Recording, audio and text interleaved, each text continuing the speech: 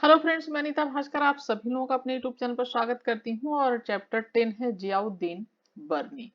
ठीक है। और यूनिट जो है ये यूनिट 3। ठीक है, जियाउद्दीन बर्नी।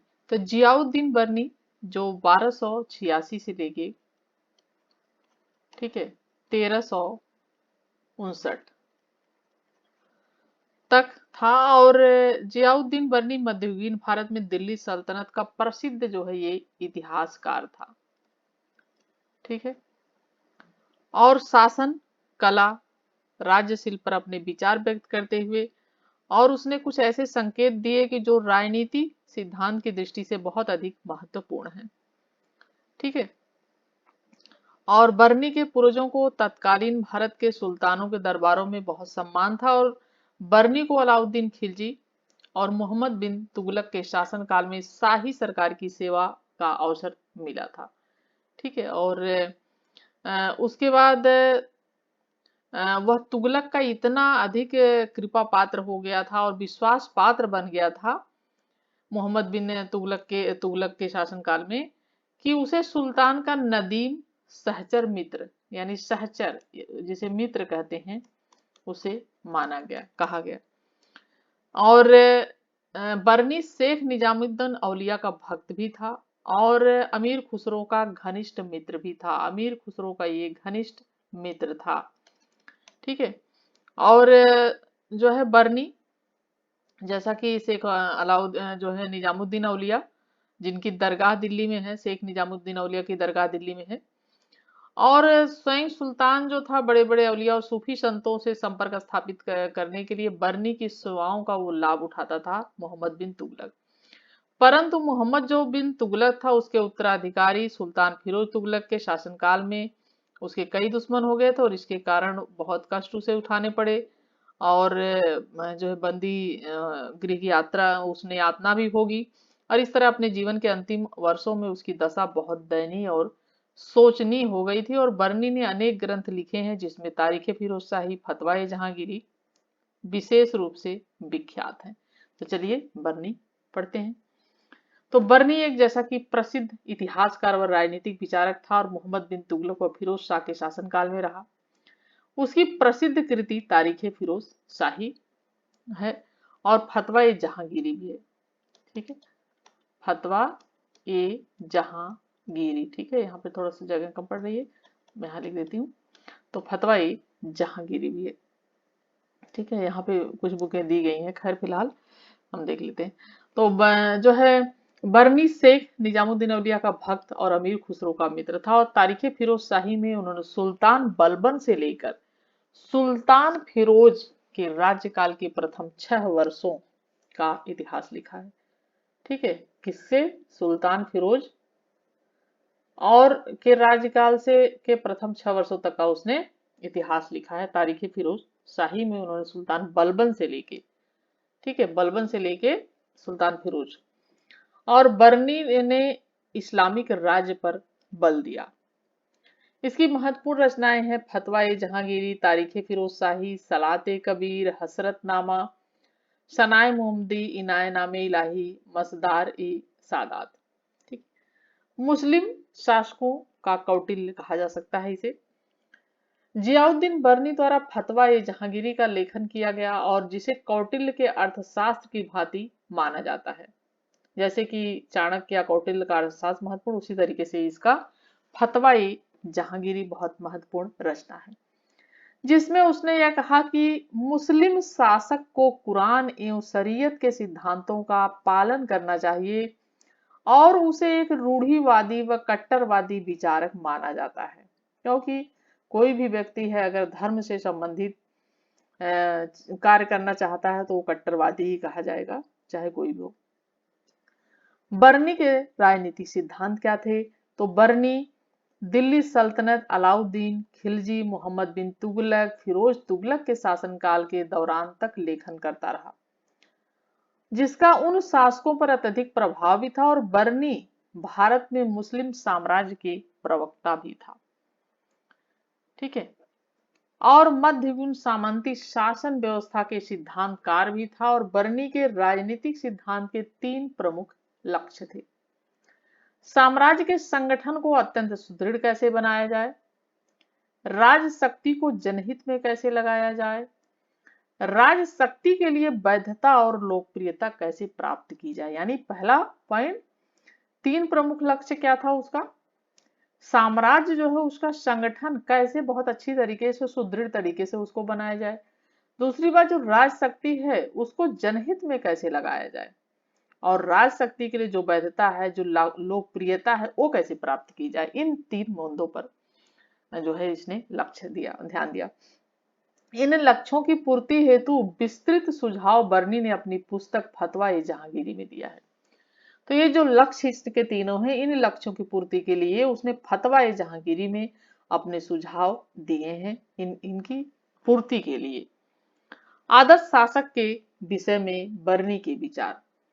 बर्नी ने महमूद गजनवी को आदर्श शासक माना तथा उसे ही सच्चा बादशाह माना। बाद के बादशाहों को महमूद की संतान माना। ठीक है। बर्नी एक कट्टर मुसलमान था। उसकी दृष्टि में जो सुल्तान काफिरों का विनाश करता है वही आदर्श है। वास्तविक शासक कौन है, ईश्वर है। ठीक है। तथा अन्य सांसारिक बादशाह तो ईश्वर के खिलौने हैं और बादशाही खुदा की नियामत है। बादशाही उसी समय तक स्थापित रह सकती है जब तक कि बादशाह पर लोगों को विश्वास हो। ठीक है।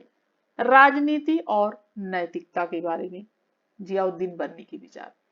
तो बर्नी का मानना था कि शासक को व्यक्तिगत और राजनीतिक दोनों जीवन में नैतिक और धार्मिक आचरण का प्रयोग करना चाहिए, नैतिक आचरण का भी और धार्मिक आचरण का भी, जिसका उल्लेख कुरान और शरीयत में दिया गया है।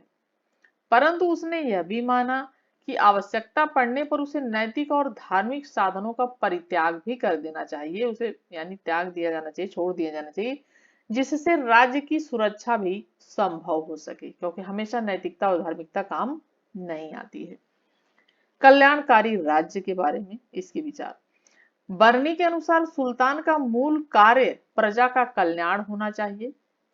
उसके अनुसार शरीयत में यह उल्लिखित है, यानी उसमें उल्लेख किया गया है कि वह धरती पर ईश्वर के प्रतिनिधि के रूप में कार्य कर रहा है, इसीलिए उसे आम जनता की भलाई करनी चाहिए। ठीक है। कुलीनता। बर्नी का मानना है कि सुल्तान को कर लगाने का अधिकार है, जिसे इक्ता कहा जाता है, इक्ता, जो कि इल्तुतमिश ने शुरू की थी। ठीक है। और जमींदारों को इक्ताकार कहा जाता था, और उसके अनुसार सुल्तान को अपने सहायक या कुलीन का चयन करते समय निम्नलिखित बिंदुओं का ध्यान रखना चाहिए। उच्च कुलीन खानदान में पैदा हुआ हो तथा व्यक्तिगत और राजनीतिक रूप से सुल्तान के प्रति निष्ठा रखता हो, क्योंकि बलबन के विचार ऐसे ही थे और ये बलबन के शासनकाल में रहा है, तो इसके विचार भी ऐसे ही रहेंगे। तो वह उचित राज्यिक निर्णय ले सके। उचित राजनीतिक निर्णय लेने के लिए उसमें ईश्वर का भय, इतिहास का ज्ञान और राज्य की जानकारी भी होनी चाहिए। विधि का शासन यानी कानून का शासन, ला। बर्नी ने विधि को दो रूपों में विभाजित किया, पहला शरीयत और दूसरा जवाबित। ठीक है, इंपॉर्टेंट पॉइंट है ये, शरीयत और जवाबित। ठीक है। तो इसने पहला शरीयत और दूसरा क्या था, जवाबित। बर्नी ने दो रूपों में विभाजन किया, विधि को, कानून को दो भागों में विभाजित किया, पहला शरीयत और दूसरा जवाबित। शरीयत पैगंबर साहब की शिक्षा एवं आचरण पर आधारित है, ये पॉइंट ध्यान दें, जबकि जवाबित सुल्तान द्वारा बनाई गई विधि है। ठीक है, ये पॉइंट ध्यान दें, इन पे क्वेश्चन बनते हैं। जो व्यवहारिक परिस्थितियों के लिए उपयोगी है, जिसका उल्लेख शरीयत में नहीं है। परंतु बर्नी ने यह भी कहा है कि जवाबित का निर्माण करते समय निम्नलिखित बिंदुओं को ध्यान रखना आवश्यक है। पहला बिंदु, यह शरीयत के विरोध में नहीं होना चाहिए। दूसरा बिंदु, इसमें आम लोगों के बीच सुल्तान की निष्ठा बढ़े। तीसरा बिंदु, इसका आधार शरीयत ही होना चाहिए। सेना। दिल्ली सल्तनत के पास अत्यधिक विशाल सेना थी जो कि तुर्की मंगोल मॉडल पर आधारित थी और इसे 4 भागों में विभाजित किया गया था। ठीक है, पैदल सेना अथवा पाइकस, घुड़सवार हाथियों का दल, सहायक सेना जैसे नाविक जासूस इत्यादि। सेना में अनेक पद विद्यमान थे जैसे कि खान, मलिक, अमीर और सिपहसालार। ठीक है, ये भी इंपॉर्टेंट पॉइंट है। जैसे सेना में अनेक पद विद्यमान थे जैसे खान है, मलिक हैं, अमीर हैं, सिपहसालार हैं। अधिकारी तंत्र, शासन के संचालन और राजस्व एकत्रित करने के लिए बर्नी के द्वारा नौकरशाही का भी उल्लेख किया गया है, जिसके लिए केंद्र व प्रांत तथा गांव को इकाई माना गया है। ठीक है, शासन के लिए संचालन को राजस्व एकत्रित करने के लिए बर्नी के द्वारा नौकरशाही का भी उल्लेख किया गया है और जिसके लिए केंद्र प्रांत और गांव को क्या माना गया है, इकाई माना गया है। और नौकरशाही का सबसे प्रमुख पद जो है वजीर का होता था, जिसका ठीक है कार्य राजस्व वसूलना था, जिसे आजकल प्रधानमंत्री कहा जाता है। और वजीर की सहायता के लिए नायब, मुंसिफ, मुमालिक, मुस्ताफी इत्यादि थे। और केंद्र सरकार को दीवाने वजारत कहा जाता था, जिसका प्रधान वजीर होता था। और राज्य स्तर का शासन मुफ्ती अथवा बली के द्वारा नियंत्रित होता था, जिसके नीचे दीवान कार्य करता था और जिसे प्रांत का वजीर भी कहा जाता था। ठीक है, तो राज्य स्तर का शासन मुफ्ती अथवा बली के द्वारा नियंत्रित होता था, जिसके नीचे दीवान कार्य करता था। ठीक है, ये सारे पॉइंट इंपॉर्टेंट है, बहुत हिस्ट्री के लिए भी इंपॉर्टेंट है और पॉलिटिकल के लिए भी। जिसे प्रांत का क्या कहा जाता था, वजीर कहा जाता था। और स्थानीय स्तर पर अथवा ग्रामीण स्तर पर सरकार परगना का नाम दिया गया। ठीक है, सरकार इसका नाम दिया गया परगना, जिसका प्रधान मुकद्दम होता था और जिसे आज की भाषा में ग्राम प्रधान भी कहा जा सकता है। ठीक है, न्याय प्रणाली की बात की जाए तो बर्नी के अनुसार न्यायालयों को सिविल और आपराधिक क्षेत्र में विभाजित किया गया था, सिविल क्षेत्र में और आपराधिक क्षेत्र में। और न्यायाधीशों की नियुक्ति सुल्तान खुद करता था। जो न्यायाधीश होते थे उनकी जो नियुक्ति होती थी वो सुल्तान खुद करता था और स्वयं अपील का सर्वोच्च न्यायालय था। और मुख्य न्यायाधीश को काजी उल कुजात कहा जाता था। ये भी बहुत इंपॉर्टेंट है, आता है एग्जाम में, काजी उल कुजात। तो जो मुख्य न्यायाधीश होता था उसे क्या कहा जाता था, काजी उल कुजात कहा जाता था, कुज्जत कहा जाता था या कुजात भी लिखा रहता है।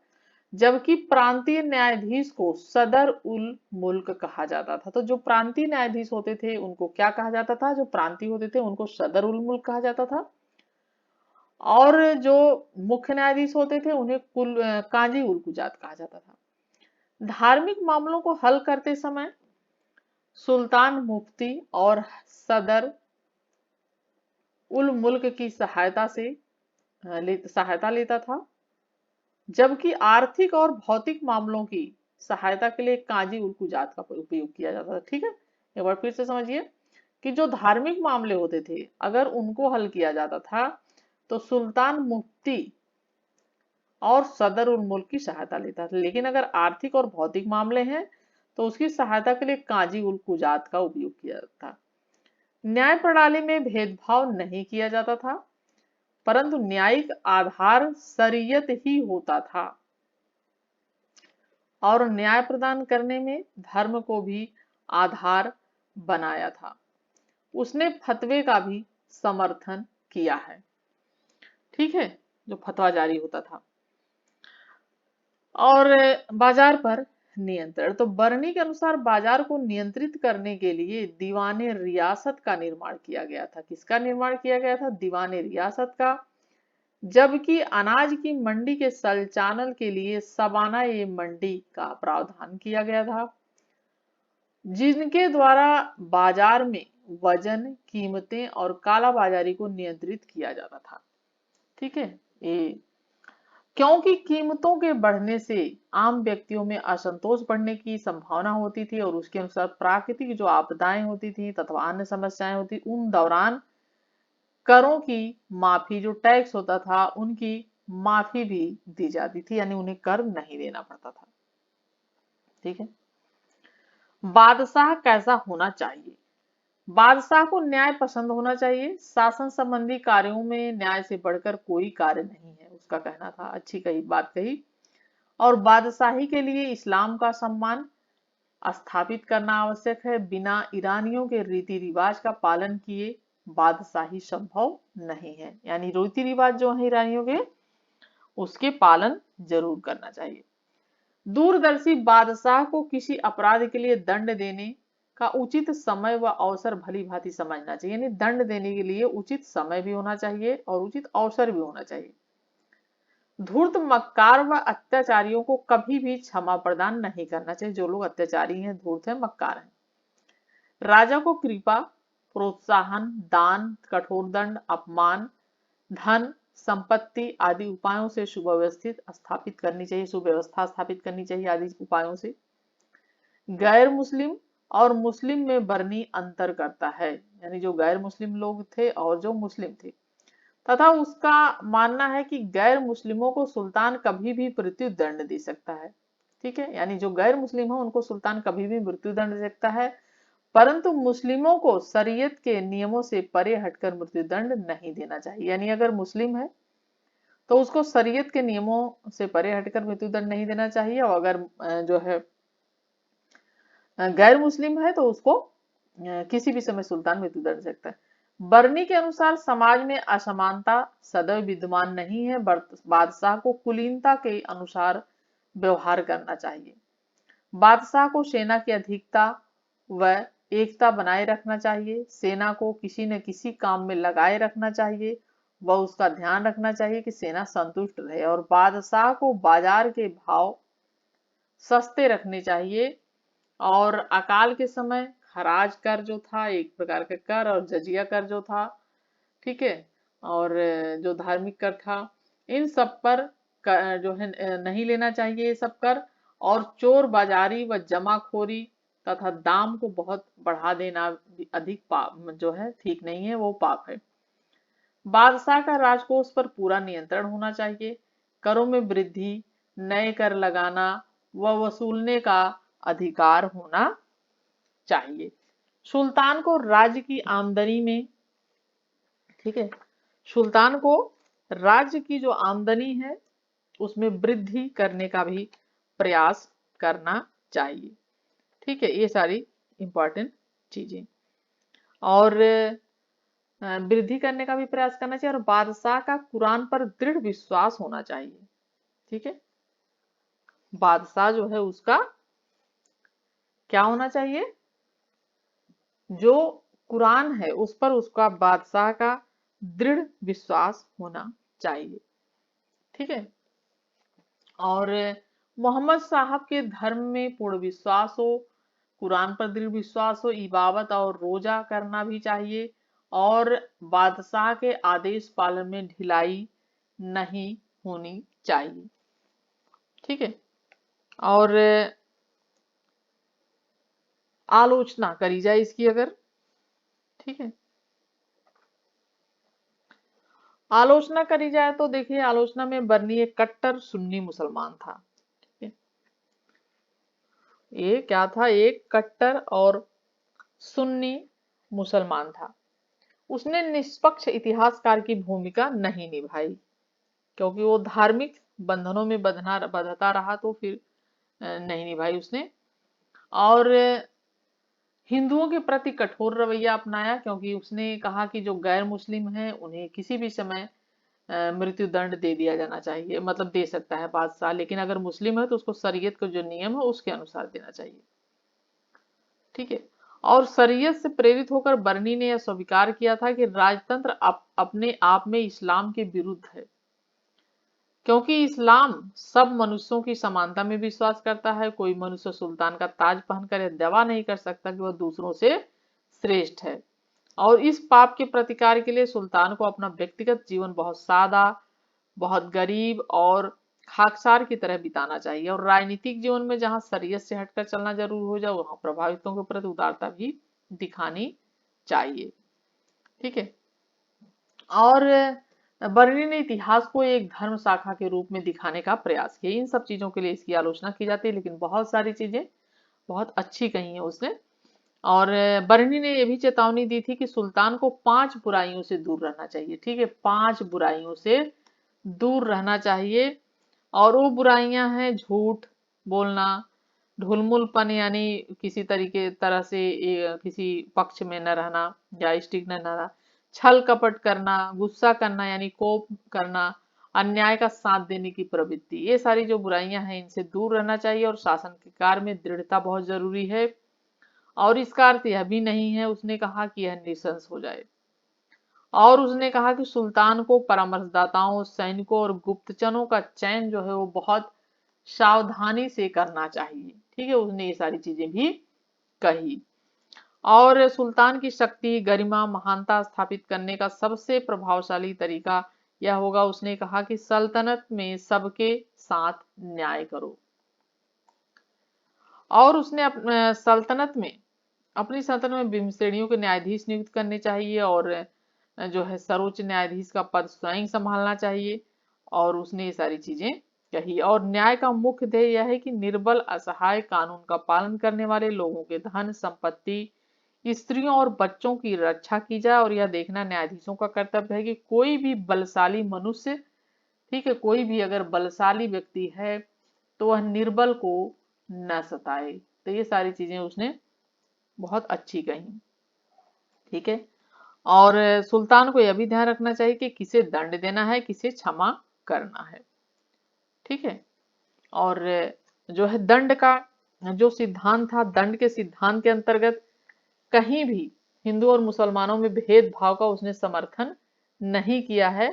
और उसने अपराध और दंड निमित्त करने के लिए शरीयत को लागू जो है सुझाव दिया है। ठीक है।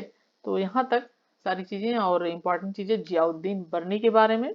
और आशा करती हूँ कि आपके लिए इम्पोर्टेंट और एग्जाम के लिए बेहद महत्वपूर्ण चीजें आपको मिली होंगी। और वीडियो पसंद आई हो तो लाइक कमेंट जरूर करिएगा। चैनल पर अगर नए हो तो सब्सक्राइब कर लीजिएगा, जिससे नई वीडियो की नोटिफिकेशन आपको मिलती रहे। चलिए नेक्स्ट वीडियो में आप सभी से फिर मिलती हूँ। तब तक के लिए आप सभी लोगों का धन्यवाद। Thank you for watching video.